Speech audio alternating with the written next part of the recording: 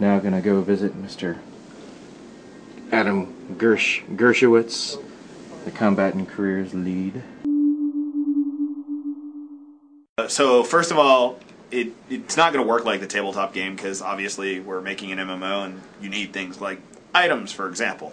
So obviously the Slayer is going to have to be able to get items just like anybody else, you know, loot, etc., which kind of turns into a little bit of armor. We kind of got around this by the fact that our Slayer is kind of the heroic Slayer. So when you think about it, all of our characters are unit champions or heroes or special characters.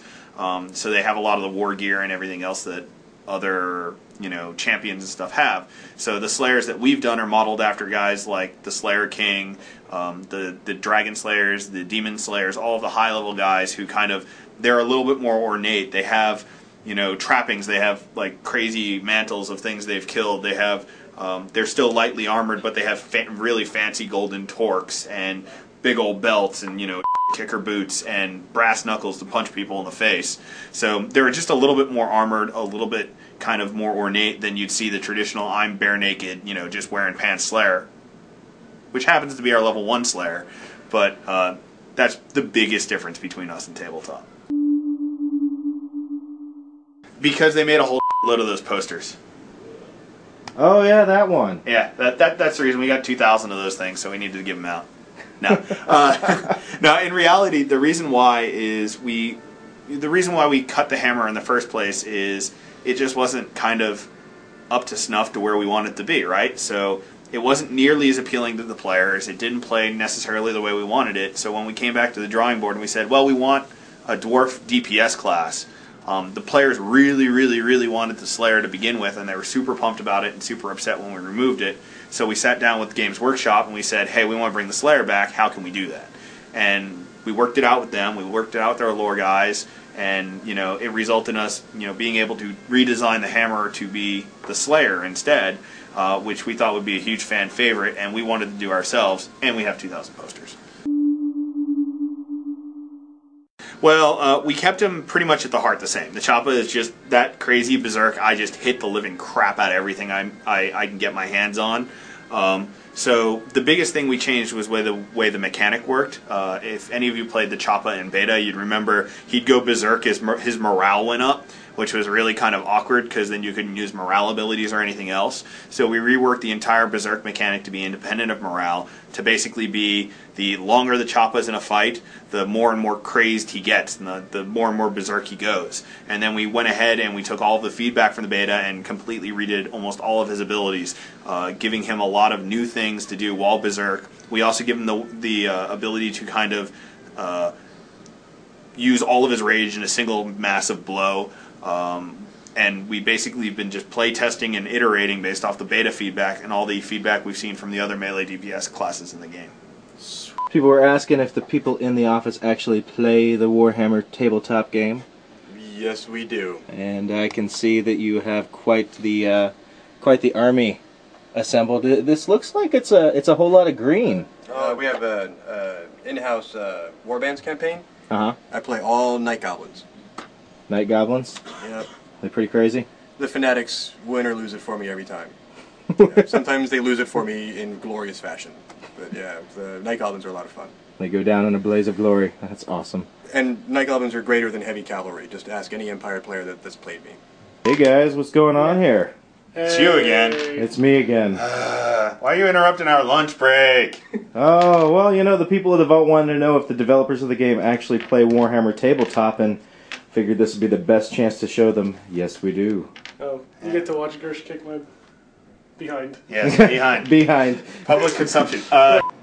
So, at the heart of everything, Warhammer Online is an RVR game, and this is where all the RVR action starts right here. This is Stuart Zissou, Strike Team Lead for our RVR team. What we're looking to do with RVR is, you know, we really want to make it a little more rewarding for the players, make sure, you know, everyone can come into it, everyone can feel like they can contribute. We really want to make it the place that people want to go. I mean, that's where a lot of our end content happens. You have to go through RVR, you have to go through Tier 4, you have to go through the fortresses, get to the city. What a lot of people don't realize is, you know, a lot of people think, oh, we've defeated the fortress, we got into the city, we're at the end game. There's actually a lot more after just getting into the city, and players haven't seen that yet. It's great to see some of the tactics they come up with. Some of them are completely zany. Makes our end game great. And some of them, are really good and work. But what we've noticed is, from launch till now, and obviously from now until the future, the tactics are going to change. Things that people did before may not work when there's a lot of other people around. Or the stuff that they're doing now may not work later, once certain things change. So I'm really looking forward to see how the tactics change, and we want to make it so that the game evolves with the players, and the players evolve with the game, so everyone keeps having fun. Miss Missy Hatch, Community Coordinator for Warhammer Online. Hello, Missy. Hello, Andy. What are you doing, Missy? What do you think? I'm reading the boards. And oh look, we have Mr. Nate Levy here. For one, they're kind of just fun in that they're a little easier to play than the other classes in the sense of they don't have a very complicated mechanic. They don't have pets, they don't have a lot of planning, they don't have to come up with a strategy. They're the kind of attackers for people who like to just charge in, attack the other guy straight up, face to face, and just beat the snot out of them. Alright, so we're down here on the 5th floor now. Gonna go in and see what Mr. Jeff Mianowski is working on. Well, we went back and forth on a few options for that. We definitely didn't want to put him in full armor.